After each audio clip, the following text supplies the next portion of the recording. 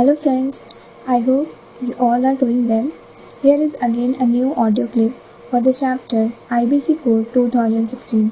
तो चलिए सबसे पहले नवंबर 2020 के इम्पॉर्टेंट अमेंडमेंट्स कवर करते हैं। पहला अमेंडमेंट डेट ऑफ कमेंसमेंट को डिफाइन करता है, date in which application is admitted by NCLT। Second amendment है appointment of IRP।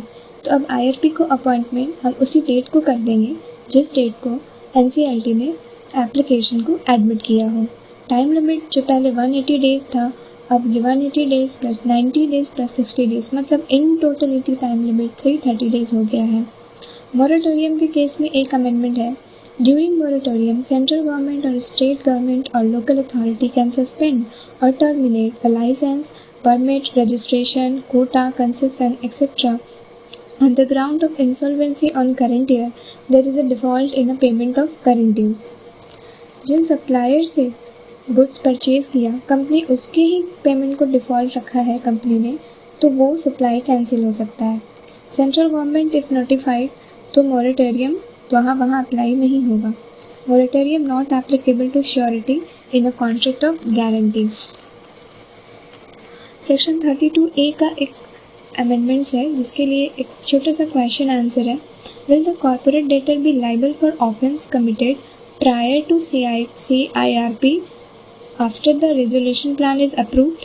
No, the liability of corporate debtors shall cease and shall not be prosecuted for offense after resolution plan is approved by adjudicating authority if the resolution plan result in change of management or control of corporate debtor to a person who was not a promoter of company. Next amendment है application of initiating CIRP for financial creditor। अगर LOT under real estate है और अगर debenture holder है, अगर ये real estate का LOT है तो 100 होम बायर और LOT under same real estate project और at least 10% of allotted whichever is lower, और डिवेंचर होल्डर के केस में 100 डिवेंचर होल्डर और at least 10% of total debenture holder whichever is lower. Amount of minimum default has been increased from 1 lakh to 1 crore because of COVID-19 pandemic.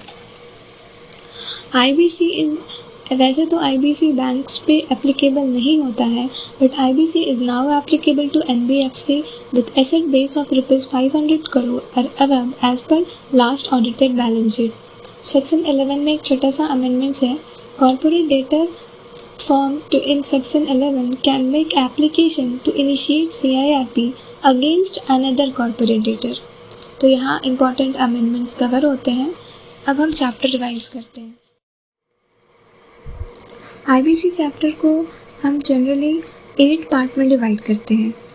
The first part is for basic, the second part is for process, part 3 interim resolution professional and resolution professional के लिए, part 4 for resolution plan, part 5 for committee of creditor, part 6 for types of transactions, part 7 for liquidation related and part 8 is for fast track resolution। मैं यहाँ पे part 1 basic का एक दो point discuss करना चाहूँगी। IBC 28 में 2016 को नोटिफाई किया गया था and applicable to whole of India, और ये 5 पिलर्स और स्ट्रक्चर ऑफ IBC इम्पॉर्टेंट है ध्यान में रखने को। ये 5 पिलर्स होते हैं IBC के। The first one is insolvency professional, जो कि हम हैं, क्योंकि हमें अपॉइंट किया जाता है कंपनी जब लिक्विडेशन में जाने वाली रहती है या कंपनी इंसॉल्वेंट होने वाली रहती है, तो उस कंपनी को बचाने के लिए हम एक रेजोल्यूशन प्लान प्रिपेयर करते हैं। हमें कौन अपॉइंट करता है? हमें इंसॉल्वेंसी प्रोफेशनल एजेंसीज अपॉइंट करती है। ये सेकंड पिलर है। Third pillar is information utility, जहाँ पर फाइनेंशियल इंफॉर्मेशन कलेक्ट किया जाता है, ऑथेंटिकेट किया जाता है and as per requirement distribute किया जाता है। फिर चौथा आता है IBBI, that is insolvency and bankruptcy board of India, and fifth आता है एडजुडिकेटिंग अथॉरिटी, जो कि कंपनी के केस में NCLT होता है और पार्टनरशिप के केस में ये DRT होता है, डिस्प्यूट रेजोल्यूशन ट्रिब्यूनल। हम प्रोसेस से स्टार्ट करते हैं। जनरली हम क्रेडिटर को फाइनेंशियल क्रेडिटर, ऑपरेशनल क्रेडिटर में डिवाइड करते हैं। प्रोसेस में 3 सेक्शन कंटिन्यू आता है, section 7, section 9 and section 10। Section 7 में हम देखते हैं कि फाइनेंशियल क्रेडिटर एनसीएलटी को एप्लीकेशन देता है for corporate insolvency resolution process. कुछ स्टेप है इसमें, आइए स्टेप देखें। स्टेप 1, कंपनी ने डिफॉल्ट किया पेमेंट टू क्रेडिटर के लिए 1 लाख और मोर, कोविड के केस में 1 करोड़ है, ये अमेंडमेंट था। Step 2, financial creditor by himself और with the group of financial creditor may make application to NCLT।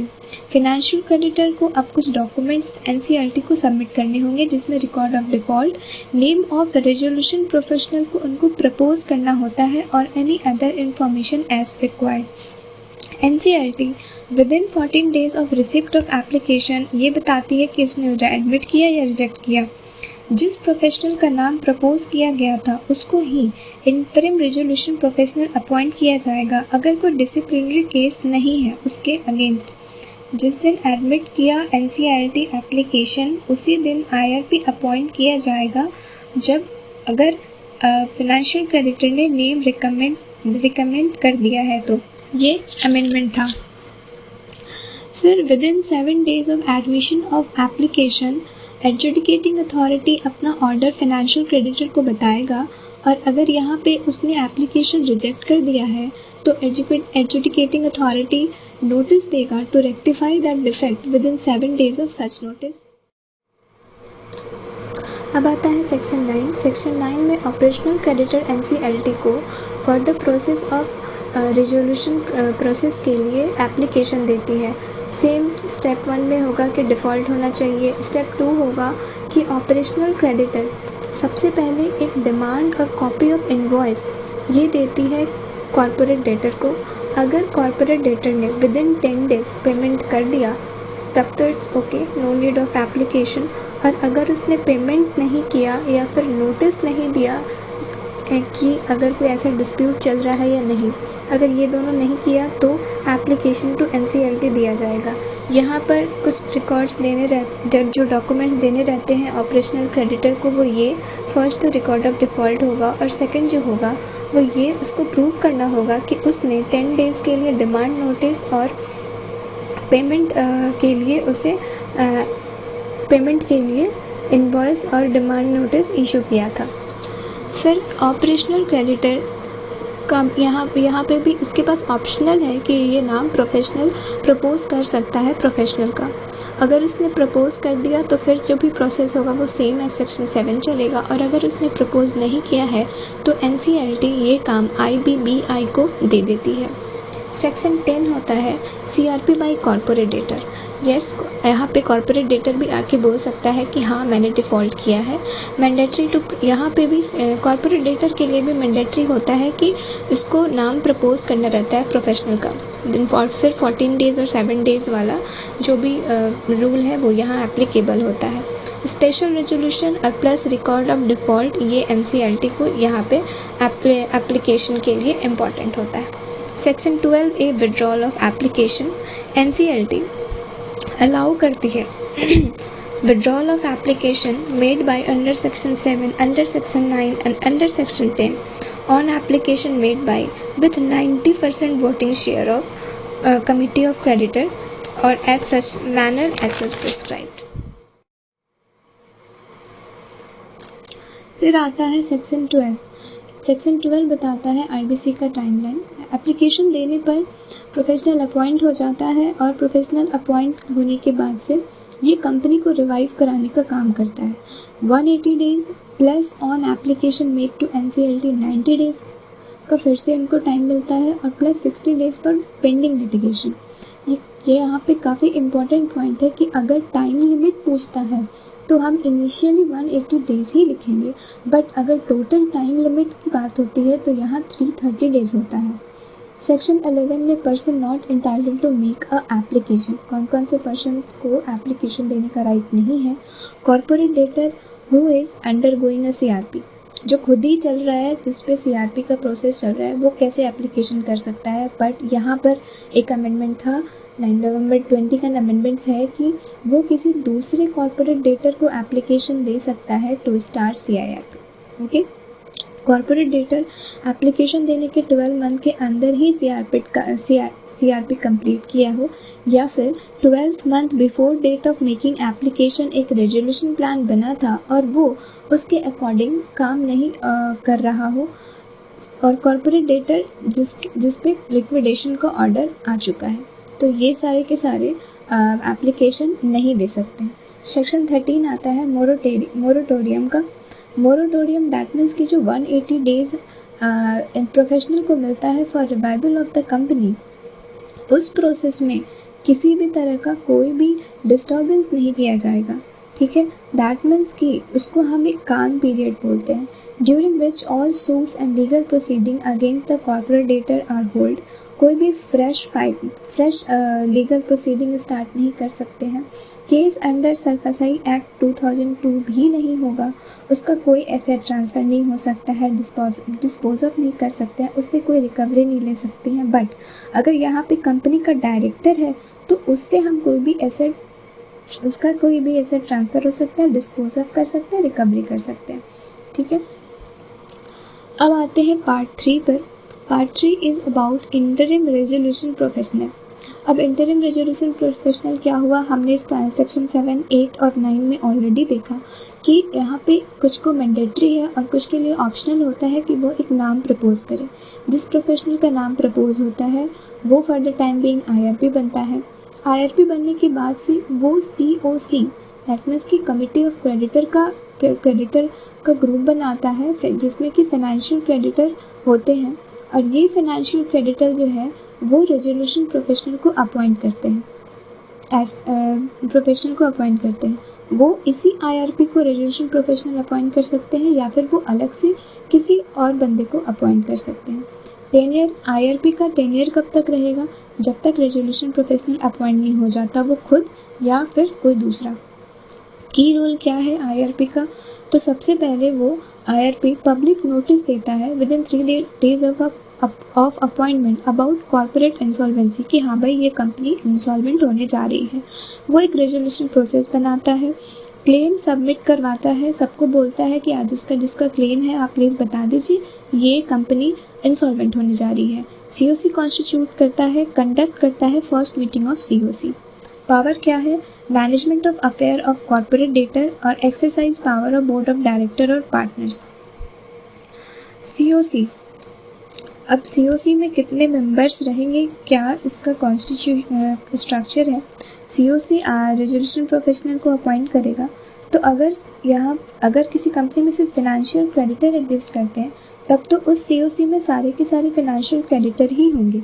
लेकिन अगर फाइनेंशियल क्रेडिटर एग्जिस्ट नहीं करते हैं और they related party to corporate debtor, तो इस केस में 18 largest operational creditor largest value plus 1 representative of all workmen and plus 1 representative of all employee, ये COC माने जाएंगे। यहाँ पर अगर ऑपरेशनल क्रेडिटर 18 से कम है तो जितने ऑपरेशनल क्रेडिटर है वो सारे इंक्लूडेड किए जाएंगे। वोटिंग इन द मीटिंग, कभी भी जो वोटिंग इन द मीटिंग है यहाँ पे 3% प्रिस्क्राइब है। पहला 66%, दूसरा 51% है और तीसरा 90% है। जो भी वोटिंग यहाँ पर होगी वो as per total depth proportion में होता है, वैल्यू ऑफ डेप्थ पे होगा। 66% of voting generally resolution professional appoint करने के लिए, और भी जो आरपी होते हैं अगर उन्हें कुछ काम करना, कुछ किसी भी चीज़ की अप्रूवल लेनी होती है सीओसी से, तो वहाँ पे 66% होता है। इन जनरल 51% वोटिंग होनी चाहिए टोटल डेथ प्रपोर्शन की। First meeting of COC with in 7 days of constitution of COC हो जाना चाहिए। अब मैंने पहले ही डिस्कस कर लिया कि आईआरपी अपॉइंट होता है, फिर IRP अपॉइंट होने के बाद से वो COC बनाता है, COC बनाने के बाद से RP प्रोफेशनल बनते हैं, और रेजोल्यूशन प्रोफेशनल जो है वो रेजोल्यूशन प्लान बनाता है। ये प्लान अप्रूव करता है COC, और अगर COC को ऐसा लगता है तो वो लिक्विडेशन का ऑर्डर भी दे सकता है। अब आते हैं resolution plan. Before approval of COC, resolution professionals should check whether the plan contains what is the required information should be in resolution plan. First, recovery cost of insolvency resolution process. दूसरा, operational creditor का payment कैसे होगा ये भी specified किया जाता है। ये जो भी पेमेंट होता है वो अगर लिक्विडेशन के टाइम पे हम जितना ऑपरेशनल क्रेडिटर को पेमेंट करते उससे कम नहीं होना चाहिए। मैनेजमेंट कौन होगा after resolution? Implementation and supervision of resolution plan. It does not contravene any of the provision of law for the time being in force or confirm other requirement as specified by board. What are the eligibility of resolution professional? कौन कौन resolution professional हो सकता है? Under section 149, who is eligible to appoint as an independent director. Second, corporate debtor का related party नहीं होना चाहिए। पिछले 3 साल और करंट फाइनेंशियल ईयर में अगर करंट फाइनेंशियल ईयर का जो भी कॉस्ट ऑडिटर, सेक्रेटेरियल ऑडिटर और ऑडिटर है उसका कोई एम्प्लॉय और पार्टनर नहीं होना चाहिए। कॉर्पोरेट डेटर का अगर कोई लीगल कंसल्टेंसी फर्म है जिसमें कि उस लीगल कंसल्टेंसी फर्म के ग्रॉस टर्नओवर का 5% से ज़्यादा कॉर्पोरेट डेटर से आ रहा है तो उस केस में जो भी उस लीगल कंसल्टेंसी फर्म का कोई भी एम्प्लॉय और पार्टनर रेजोल्यूशन प्रोफेशनल नहीं बन सकता है। कौन रेजोल्यूशन प्रोफेशनल प्लान नहीं बना सकता है? रेजोल्यूशन प्लान कौन नहीं बना सकता है?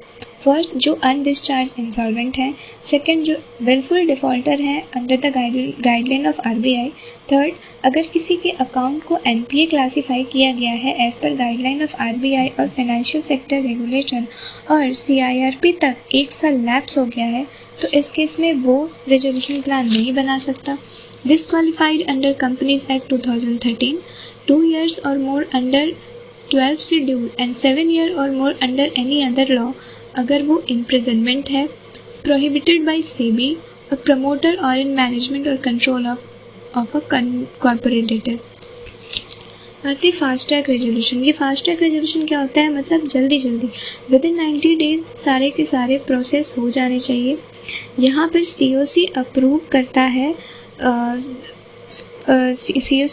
करता है जिसके लिए 75% of the value of voting power चाहिए, जिसमें 45 डेज एक्सटेंड हो सकता है with the application of NCLT। Central government prescribed the following class of corporate debtor on whom the provision pertaining to the fast-track corporate insolvency resolution process are applicable: small company, startup company, and unlisted company with total asset not exceeding ₹1 crore। अब आते हैं liquidation. Liquidation के 4 ऐसे scenario हो सकते हैं। पहला, अगर COC ने खुद ही रेजोल्यूशन पास किया कि लिक्विडेशन करना है। सिनेरियो सेकेंड, COC ने RP अप्रूव कर दिया बट NCLT ने उसको रिजेक्ट कर दिया। थर्ड, 180 डेज के अंदर RP अप्रूव नहीं हो पाया। और फोर्थ, रेजोल्यूशन प्लान को कंप्लाई नहीं किया गया तो इस केस में लिक्विडेशन हो सकता है। Who can be the liquidator? The first, resolution professional himself, और second, अगर adjudicating authority ने IBBI को बोला है तो IBBI एक another person को propose करेगा within 10 days, then adjudicating authority उसको liquidator appoint करेगा। What are the effect of liquidation? All power of board of director, KMP and the partner of corporate debtor vested with the liquidator। अब यहाँ पे आता है liquidator state. Liquidator state वो सारे asset आते हैं जिस पे लिक्विडेटर का राइट होता है और उस सारे एसेट्स को बेचकर लिक्विडेटर जो है कंपनी का डेट और लाइबिलिटी चुकाता है। तो कौन कौन से एसेट आते हैं? द फर्स्ट वन, एसेट जिस पर कॉर्पोरेट डेटर का राइट हो, मतलब ओनरशिप होना जरूरी है, पोजीशन होना जरूरी नहीं है लेकिन उसका ओनरशिप जरूर होना चाहिए। Tangible asset, intangible asset, asset used as collateral on which creditor will relinquish right on all proceeds of liquidation as and when they are realized, except कौन सा एसेट नहीं आएगा इस लिक्विडेटर स्टेट में? Asset own by third party possession corporate debtor का हो, personal asset of any share holder और partner of a corporate debtor, and asset of any Indian और foreign subsidiary of the corporate debtor. Duties of liquidator क्या होता है? Claim को collect करता है, उसको वेरीफाई करता है with in 30 days of commencement of liquidator. जो भी क्लेमेरेंट है, जिन्होंने क्लेम किया है, उसको वो वेरीफाई करने के बाद से या तो वो उसको एडमिट कर सकता है या तो वो उसको रिजेक्ट कर सकता है, और इसको कम्युनिकेट करना होगा विद इन 7 days। अगर उसने रिजेक्ट किया तो claimant within 40 days of NCLT को अपील कर सकते हैं।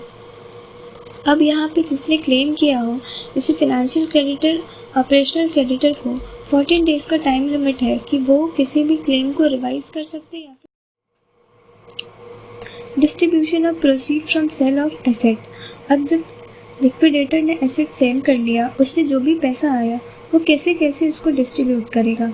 पहला सबसे पहले जो भी इंसॉल्वेंसी रेजोल्यूशन प्रोसेस का खर्चा है पहले वो देगा, और इसी में उसका अपना फी भी आता है। वो ये दोनों हटाने के बाद से, वो पेमेंट करने के बाद से वर्कमैन कंपनसेशन, वर्कमैन का ड्यूज 24 महीने पहले का, और सिक्योर्ड क्रेडिटर में दोनों आते हैं, जिसने रिलिंक्विश कर दिया राइट, जिसने रिलिंक्विश राइट नहीं किया है। फिर एम्प्लॉय का 12 month का dues, financial debt owed to unsecured creditor, इसके बाद सेंट्रल गवर्नमेंट और स्टेट गवर्नमेंट का ड्यूज आता है।